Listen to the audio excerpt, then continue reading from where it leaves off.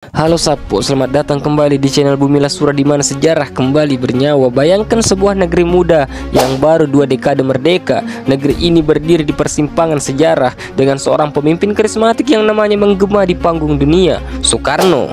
Dengan suara lantang, ia menyerukan anti-imperialisme, menentang Barat dan merangkul Timur. Ia membangun jembatan dengan Moskow dan Beijing sambil tetap mengibarkan bendera Persatuan Nasional.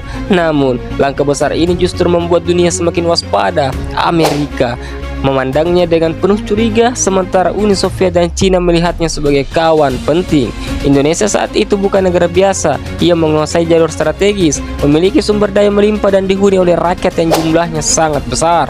Di tengah perang dingin, posisi Indonesia seolah papan catur yang diperebutkan 2 kekuatan besar. Pertanyaannya, di sisi manakah Soekarno akan berdiri?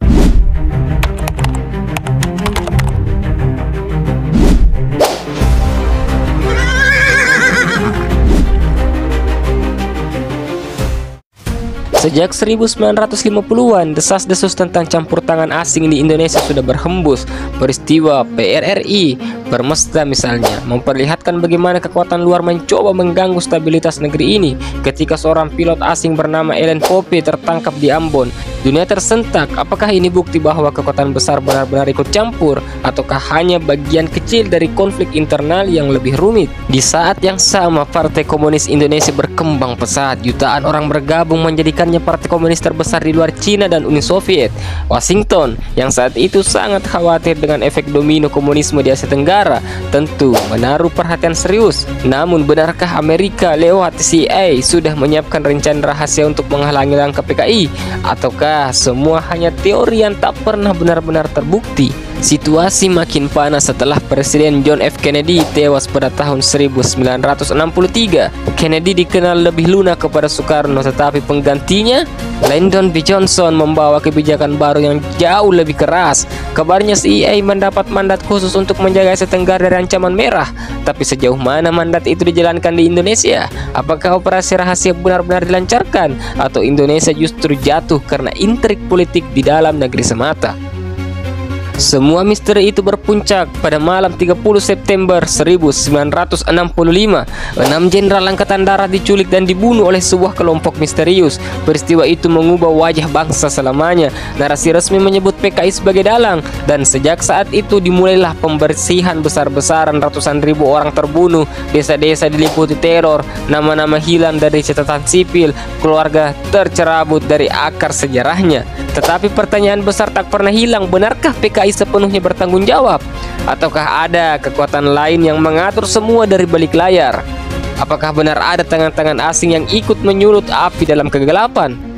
Beberapa dokumen asing yang dibuka puluhan tahun kemudian memberi gambaran samar. Ada laporan tentang propaganda yang dibiayai pihak luar. Ada kabar tentang daftar nama yang diberikan kepada militer. Namun seberapa jauh kebenaran itu bisa dipercaya? Apakah itu hanya sepotong fakta yang diperbesar, ataukah potongan dari sebuah mosaik besar yang belum kita lihat seluruhnya? Yang jelas, setelah tragedi itu, Soekarno makin terpojok. Sang proklamator yang dulu dielu-elukan rakyat kini dituduh terlalu dekat dengan PKI. Kekuasaan perlahan lepas dari tangannya. Pada tahun 1967, ia digeser oleh Jenderal Soeharto, dan sejak saat itu arah politik Indonesia berubah drastis. Negeri yang sebelumnya lantang menantang Barat kini membuka pintu bagi modal asing. Apakah ini kebetulan sejarah semata, ataukah ada skenario besar yang telah lama dipersiapkan? Tragedi 1965 meninggalkan luka mendalam. Ratusan ribu orang hilang, terbunuh, atau hidup dalam stigma yang diwariskan hingga ke anak cucu mereka. Namun, jawaban pasti tentang siapa dalang sebenarnya masih kabur.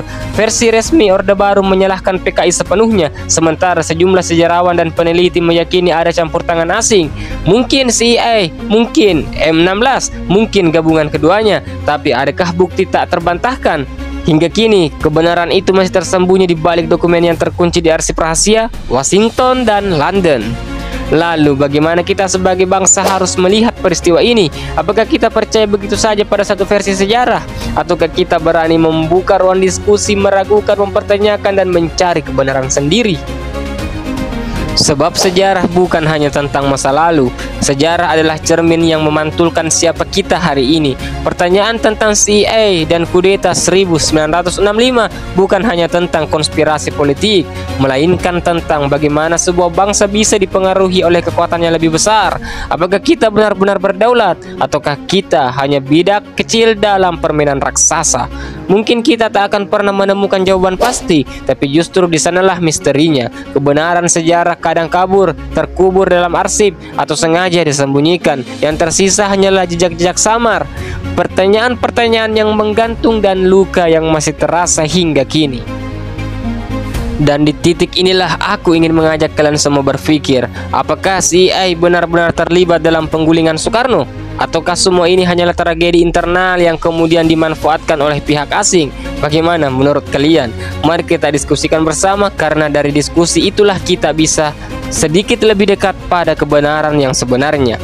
Setelah peristiwa 30 September 1965, keadaan negeri ini berubah drastis. Indonesia yang sebelumnya penuh dengan gegap gempita revolusi, kini diliputi ketakutan. Pagi-pagi buta, berita radio menyebar dengan cepat. Para jenderal angkatan darat dibunuh secara kejam. Rakyat kaget, bingung, dan tidak tahu siapa yang harus dipercaya. Dalam situasi yang kacau itulah narasi tunggal segera dibangun. PKI dituding sebagai dalang.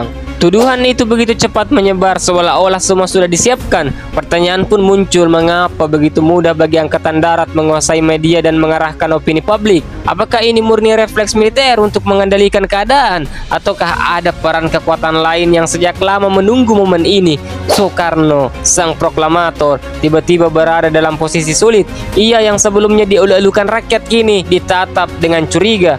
Kedekatannya dengan PKI dijadikan alasan untuk melemahkannya. Padahal Soekarno lalu menegaskan bahwa dirinya bukan komunis. Ia hanya berusaha menjaga keseimbangan politik dengan konsep Nasakom. Tetapi dalam logika perang dingin, kedekatan sekecil apapun dengan komunis sudah dianggap berbahaya.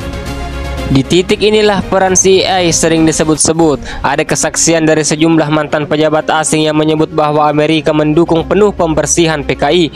Ada pula laporan yang menyatakan bahwa daftar nama-nama anggota PKI diberikan kepada militer Indonesia. Tetapi sekali lagi, kita hanya bisa bertanya, benarkah dokumen-dokumen itu akurat? Benarkah CIA ikut mengarahkan jalannya sejarah Indonesia? Atau semua itu hanya rumor yang dibesar-besarkan setelah rezim berganti? Yang jelas, situasi semakin memburuk. Di desa-desa pembantaian terjadi. Orang-orang yang dituduh sebagai simpatisan PKI ditangkap, dipenjara, bahkan dihabisi tanpa pengadilan. Ratusan ribu orang kehilangan nyawa, puluhan ribu lainnya dibuang ke kem-kem tahanan, termasuk Pulau Buru yang kelak menjadi simbol penindasan Orde Baru. Darah mengalir di sungai-sungai dan teror merasuki kehidupan rakyat kecil. Soekarno berusaha bertahan. Ia masih menyampaikan pidato, masih mencoba mempertahankan posisinya sebagai presiden, masih meyakinkan rakyat bahwa dirinya tetap pemimpin sah bangsa ini.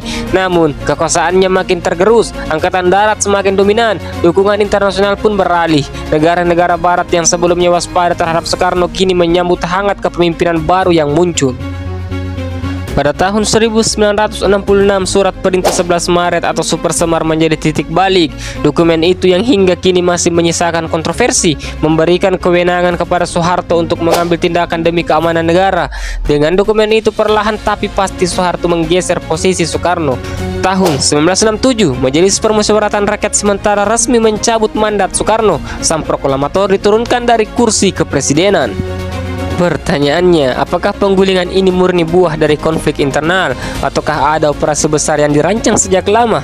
Benarkah CIA menjadi pemain penting di balik layar, menunggu saat yang tepat untuk menjatuhkan Soekarno? Atau kejatuhan Bung Karno memang tak terelakkan karena situasi politik yang terlalu kompleks? Setelah Soekarno jatuh, Indonesia segera berubah wajah. Pemerintahan baru yang dipimpin Soeharto membawa kebijakan ekonomi yang berbeda. Investor asing masuk, hubungan dengan Amerika dan negara barat menghangat, dan Indonesia menjadi sekutu penting dalam blok anti komunis. Apakah semua ini kebetulan semata, ataukah ini adalah hasil dari skenario panjang yang sudah disusun sejak awal dekade 1960-an? Sementara itu, Bung Karno sendiri menghabiskan sisa hidupnya dalam pengasingan politik. Ia tidak lagi diperbolehkan berpidato di depan rakyat, pengaruhnya dibatasi dan kesehatannya terus menurun. Pada tahun 1970, ia wafat dalam kesendirian, jatuh dari kejayaan yang pernah ia miliki. Pertanyaan besar pun tertinggal, mengapa sosok sebesar Soekarno bisa jatuh sedemikian cepat? Sejarah resmi yang diajarkan selama Orde Baru menyebut bahwa Soekarno jatuh karena kedekatannya dengan PKI. Namun setelah rezim berganti, banyak penelitian mulai mempertanyakan versi itu. Sejumlah dokumen asing dibuka, sejarawan menulis ulang tafsir dan saksi-saksi mulai bersuara. Tetapi hingga kini tidak ada jawaban final.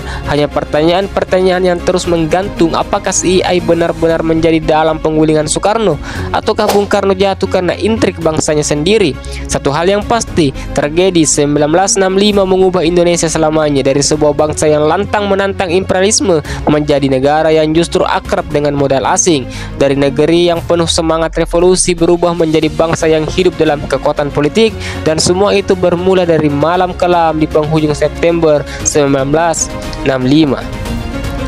Kini, lebih dari setengah abad kemudian, luka itu masih terasa, sejarah masih diperdebatkan, dan kebenaran tentang keterlibatan CII masih samar, entah tersembunyi dalam arsip rahasia di Washington, atau mungkin memang tidak pernah ada. Tetapi misteri itu tetap hidup, mengingatkan kita bahwa penggulingan Soekarno bukan hanya soal politik, melainkan soal bagaimana sebuah bangsa bisa dibelokkan jalannya oleh kekuatan yang lebih besar, baik dari dalam maupun luar negeri. Kita mungkin tidak akan pernah tahu kebenaran seutuhnya tentang peran CII dalam kudeta 1965, tapi satu hal yang jelas, penggulingan Soekarno adalah salah satu bab tergelap dalam sejarah bangsa kita. Menurut kalian, apakah CII benar-benar ada di balik semua ini, atau sejarah Indonesia memang sudah ditakdirkan berjalan ke arah itu? Tulis pendapat kalian di kolom komentar. Mari kita diskusi bersama, dan sampai jumpa di konten sejarah menarik lainnya. Salam sejarah.